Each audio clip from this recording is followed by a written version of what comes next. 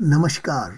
स्वागत है आपका करुणा की भेंट पॉडकास्ट में, जहां हम आध्यात्मिक ज्ञान, व्यक्तिगत जीवन की प्रेरक कहानियां और कृष्ण के प्रसाद की अद्भुत परंपरा का चिंतन करते हैं।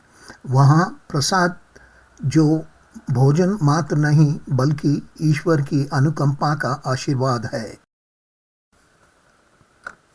आइए हम कृष्ण की बांसुरी के मोहक प्रभाव में प्रवेश करें, जो प्रकृति, देवताओं, प्राणियों और भक्तों के हृदय को प्रभावित करती है और जिसे भगवान की दिव्य लीला और असीम करुणा का एक अद्भुत स्वरूप माना गया है।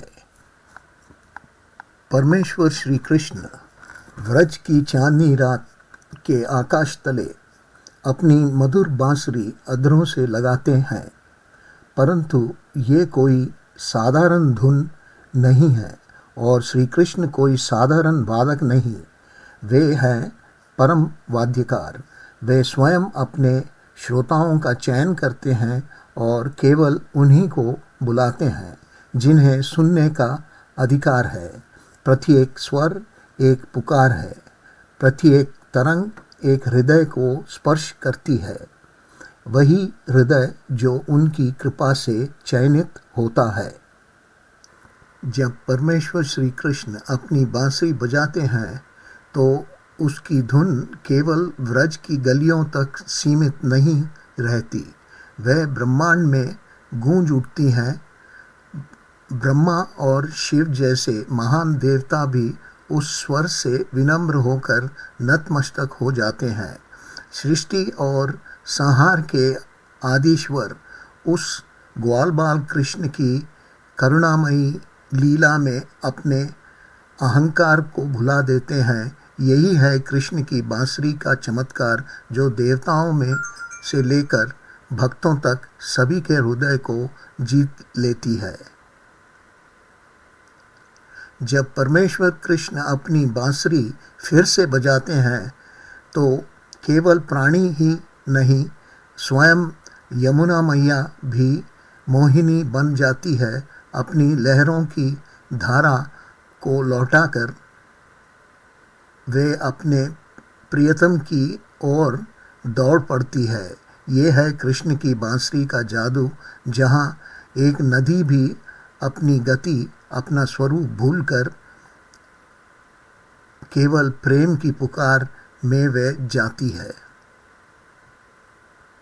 जब श्री कृष्ण तीसरी बार और भी मधुर धुन छेड़ते हैं तो चंद्रमा तक अपनी गति भूल जाता है। आकाश में ठहरकर वे दिव्य राग में डूब जाता है, बस रसमय आनंद में स्थिर हो जाता है। यही है कृष्ण की बांसुरी का चमत्कार, जो समय को भी रोक देता है। चौथा वज्र की गायां शुद्ध भक्ति और आनंद से बांधी हुई दौड़ हुई आती हैं। फिर पांचवा और सबसे सुंदर गीत आता है, वह राग जो कृष्ण की सबसे प्रिय गोपियों को लालसा और प्रेम में उनकी ओर खींचता है। क्या यही दिव्यता का सच्चा प्रतीक नहीं है? भगवान श्री कृष्ण का संगीत नदियों को जागृत कर सकता है, दिव्य प्राणियों को द्रवित कर सकता है, ज्ञानियों को मोहित कर सकता है और साथ ही प्रेममय आत्माओं में गहनतम भक्ति भी जगा सकता है। केवल दयालु प्रभु ही ऐसे गीत रच सकते हैं जो एक साथ प्राचीन है और शाश्वत रूप से नूतन हो।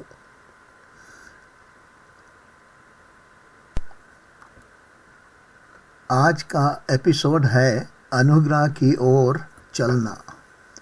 हम दूरदर्शी लोगों, साधकों और उन अप्रत्याशित स्थानों की यात्रा करेंगे जहां दया हमें ढूंढती है। आइए स्टीव जॉब्स की कहानी से शुरुआत करते हैं। एक महान नव प्रवर्तक, फिर भी आजीवन साधक। 1970 के दशक में जॉब्स अर्थ की खोज में भारत में नंगे पांव भटकते रहे। उन्होंने जो पाया, न केवल तकनीकी में बल्कि भगवद गीता के प्राचीन श्लोकों में, वह उनके मार्ग का मार्गदर्शक बन गया।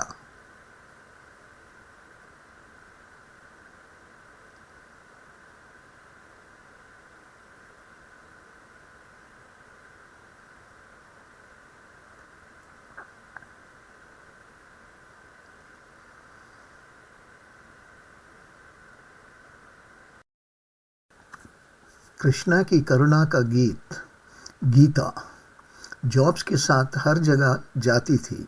कठिनाइयों के समय उन्होंने इसके ज्ञान से शक्ति प्राप्त की, परिणामों से विरक्त, कर्म में स्पष्टता और साहसपूर्वक अपने मार्ग पर चलना।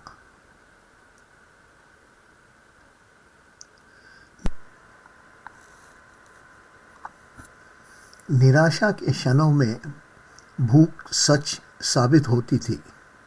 जॉब्स हर रविवार को शहर भर में 7 मील पैदल चलते थे, भाग्य के लिए नहीं बल्कि कैलिफोर्निया के हरे कृष्णा मंदिर में गर्मा गर्म भोजन के लिए। ये भोजन प्रसादम था, भगवान श्री कृष्ण को अर्पित प्रेम से पवित्र किया हुआ भोजन। उन्होंने एक बार कहा था, मुझे ये बहुत पसंद आया। वह भोजन पोषण से कहीं बढ़कर था।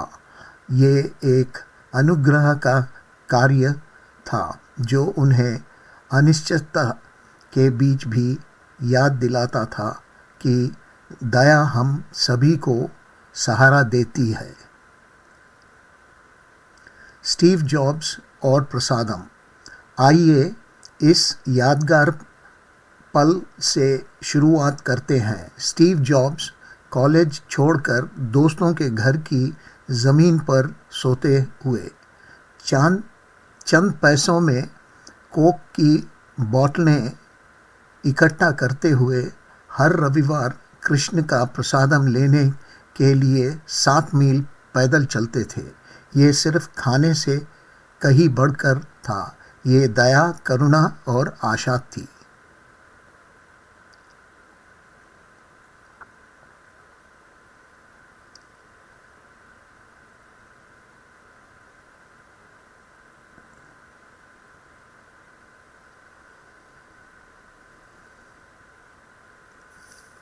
कृष्णा का प्रसाद क्या है?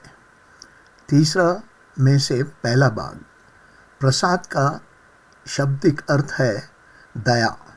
भक्ति में कृष्ण को भक्तिपूर्वक भोजन अर्पित किया जाता है जो सभी के लिए आशीर्वाद के रूप में लौटाता है। अगर आप कभी किसी मंदिर के प्रांगण में हर्षोल्लास से घिरे प्रसाद की थाली का इंतज़ार करते हुए बैठे हैं तो आपको ये एहसास ज़रूर होगा, हर निवाला पवित्र है, हर स्वाद कृष्ण के दया के गीत का एक स्वर है।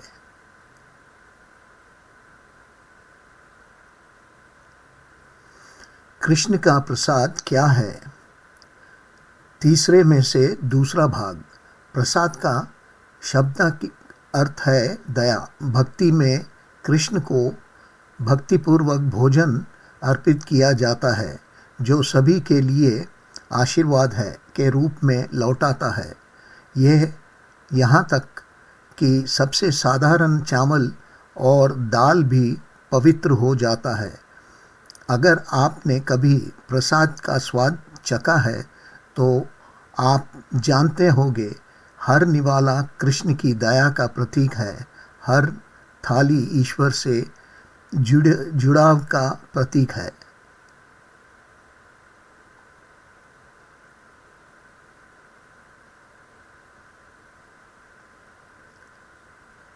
कृष्ण का प्रसाद क्या है। तीसरा भाग तीसरे से। प्रसाद सबके लिए है। आपको संत होने की जरूरत नहीं है। आप एक छात्र, एक जिज्ञासु अतिथि या कोई भी व्यक्ति हो सकते हैं जो अर्थ या सुकून की तलाश में है। हर भोजन कृष्ण का निमंत्रण है। तुम्हें प्यार और बहुत सम्मान किया जाता है।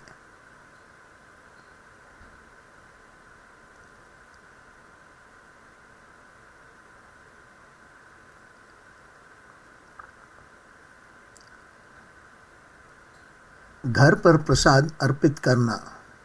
क्या आप इस दया का अनुभव करना चाहते हैं? कोई भी शाकाहारी भोजन प्रेम पूर्वक पकाइए। इसे कृष्ण को इस सरल प्रार्थना के साथ अर्पित करें। कृपया ये प्रसाद को स्वीकार करें। इसे दूसरे के साथ बांटें। प्रसाद के रूप में ये क्रिया सरल, गहन, आपकी अपनी दया का गान है। श्री चैतन्य चरितामृत 14वें अध्याय में श्लोक 26 से 34 के में कृष्ण के लिए पकाए गए व्यंजनों की विस्तृत सूची दी गई है, जिनका आनंद भगवान चैतन्य और उनके भक्त कृष्ण प्रसाद के रूप में लेते हैं।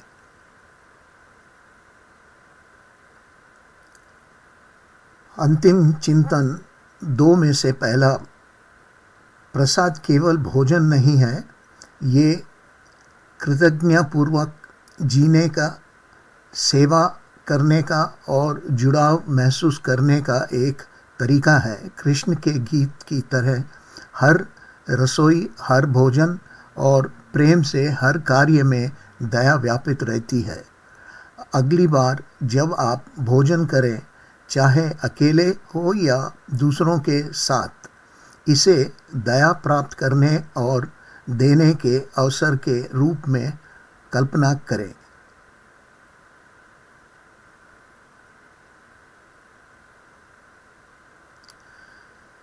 समापन चिंतन 2 में से 2।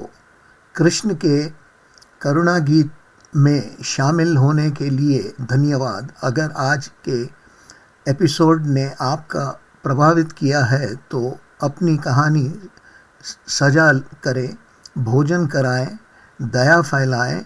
अगली बार तक कृष्ण की दया आपके हृदय और थाली को भर दे।